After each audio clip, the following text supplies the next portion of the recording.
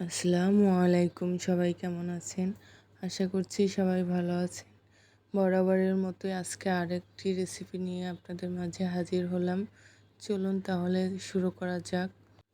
আমি আজকে সেকালের খুব জনপ্রিয় একটি পিঠা বানাবো, তালের পিঠা।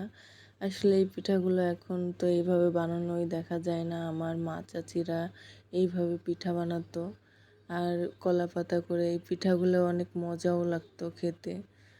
আমি আজকে ভাবলাম যে আজকে শুক্রবার, আজকে বাসায় সবাইকে সেই মা চাচিদের মতো ওইভাবে বানিয়ে খাওয়াই। পরে বাজার থেকে তাল নিয়ে আসলো। এই তালগুলো চুলে তারপরে এগুলো কাঠগুলো বের করে নেব। আসলে এই কাজটাই বেশি ঝামেলা লাগে, কার কাছে কেমন লাগে জানি না, কিন্তু আমার কাছে এই তালের কাঠগুলো বের করতে অনেক ঝামেলা লাগে। যাই হোক, অবশেষে আমি এই তালের কাঠগুলো বের করে নিচ্ছি।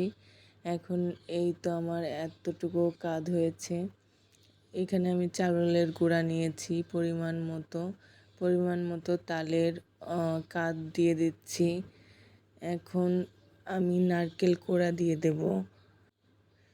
আমি এখানে 2 মুঠ পরিমাণ নারকেল কোড়া দিয়ে দিচ্ছি। নারকেল কোড়া বেশি দিলে আমার কাছে খেতে অনেক মজা লাগে। তারপরে এখানে আমি গুড় দিয়ে দেব। আসলে এই পিঠাটা আমি আমার মায়ের দেখেছি গুড় দিয়েই বানাতে। গুড় দিয়ে বানালে বেশি মজা লাগে। এখানে আমি আখের গুড় দিয়ে দিচ্ছি পরিমাণ মতো। তারপরে একটু লবণ দিয়ে আমি মাখিয়ে নেব ভালোভাবে। একদম আঠা আঠা করে মাখাতে হবে। আপনারা দেখেই বুঝতে পারবেন যে আমি কিভাবে মাখাচ্ছি। আসলে ভিডিওটা একটু ফাস্ট করে দিয়েছি, তা না হলে অনেক বড় হয়ে যায়।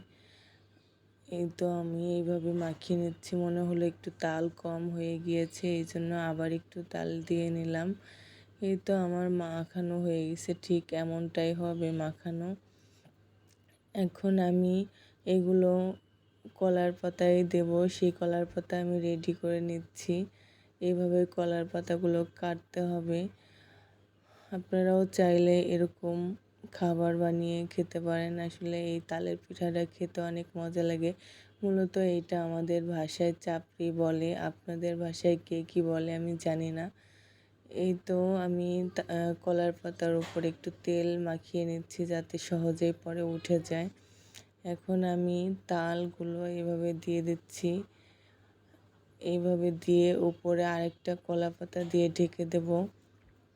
এইভাবে আমি সব কয়েকটা বানিয়ে নিচ্ছি। আপনারা দেখলে একটু বুঝতে পারবেন আমি কিভাবে করে নিচ্ছি। খুবই সহজ।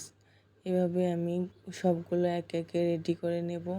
তারপরে আমি একসাথে সব চুলায় সেঁকে নেব। এই তো আমার এক এক করে সব রেডি হয়ে যাচ্ছে। আপনারা চাইলে এই পিঠাটা একবার বানিয়ে খেতে পারেন, অনেক মজা লাগবে। আশা করি অনেক ভালোও লাগবে। এই তো আমার সবগুলো হয়ে গিয়েছে। এখন আমি একটা তাওয়ার উপরে দিয়ে আমি ছেঁকে নেব, তারপর ঢাকনা দিয়ে ঢেকে দেব। এই তো এক পিঠ হয়ে গিয়েছে। খুব সাবধানে উল্টাতে হবে, তা না হলে ভেঙে যাবে। এই তো এই কলার পাতা পুড়ে যাবে, কিন্তু পিঠাটা পুড়বে না। এই তো আমি এক এক করে সবগুলোই সেঁকে নিচ্ছি। আর সবাই পিঠাটা খাওয়ার জন্য ওদের আগ্রহ বসে আছে। আর এই পিঠাটা বানানো অনেক সহজ, খুব ঝটপট বানানো যায় আর খুবই অল্প উপকরণ লাগে। এই তো আমি এক এক করে সবগুলো ছেঁকে নিচ্ছি। আমার প্রায় হয়ে আসছে। এখন আমার এগুলো হয়ে গিয়েছে। এগুলো পাতা সরিয়ে পরিবেশন করব আমার বাসার সবার জন্য। এই তো খুব সহজেই উঠে আসছে পাতা থেকে। একদম ঝামেলাবিহীন একটি রেসিপি। চাইলে আপনারাও ঘরে খুব সহজে তাল কিনে এনে বানাতে পারেন। এখন তো তালের সিজন, তাই আপনারাও চাইলে এই সহজ পিঠাটা আপনারাও বানিয়ে খেতে পারেন। খুবই মজাদার এই পিঠাটা। এই তো দেখুন মাশাআল্লাহ কত সুন্দর লোক হয়েছে। সবাই ভালো থাকবেন, সুস্থ থাকবেন। আল্লাহ হাফেজ।